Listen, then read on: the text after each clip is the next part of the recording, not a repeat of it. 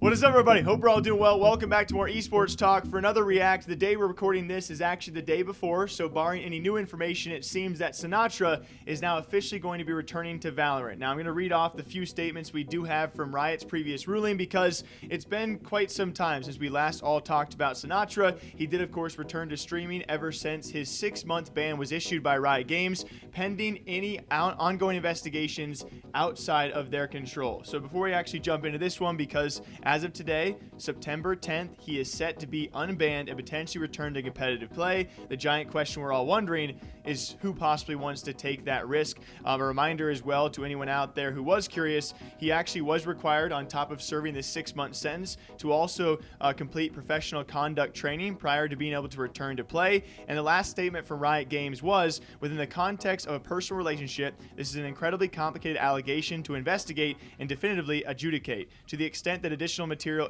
or information comes to light from law enforcement or otherwise, the competitive operations team at Riot Games reserves the right to reopen the investigation and take further appropriate action. Again, barring any new information though, as of the day he's unbanned, it seems he is back.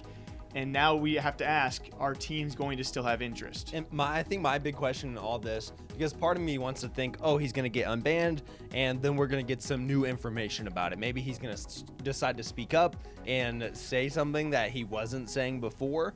But then when you read that and it says, well, they have the right to open the case at any point in time, then if he hasn't said something, then why would he at this point? I can't see him speaking up because he's going to get unbanned. If he just stays quiet about all of it, then maybe a team will pick him up. And a lot of the things we do not have updates on is the outside stuff. We were told that apparently a police case was ongoing from his former partner who has made these accusations and has presented, I would say, a lot of evidence that we have broken down. From Sinatra's side, there was not a lot of evidence, and even the fact that Riot Games gave him this 6-month ban for not complying with the investigation certainly still sits at the top of a lot of people's minds out there. But once he is unbanned, and again, if we don't have any other information from an outside investigation ongoing, who's going to be the first team? Because he clearly still is a talented player. Is there a team who needs him? Is there a team who wants them? And then what's the right time to maybe approach it? I highly doubt it's going to be today. Which maybe I'm naive to this outside information or how police investigations work,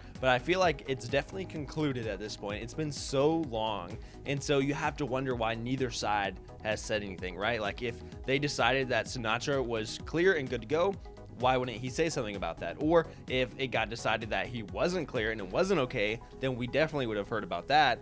And so you have to think maybe there's some sort of settlement that happened. They decided not to talk about it and move on. And so if that's the case, then yeah, maybe a team will still be comfortable with picking him up and moving on.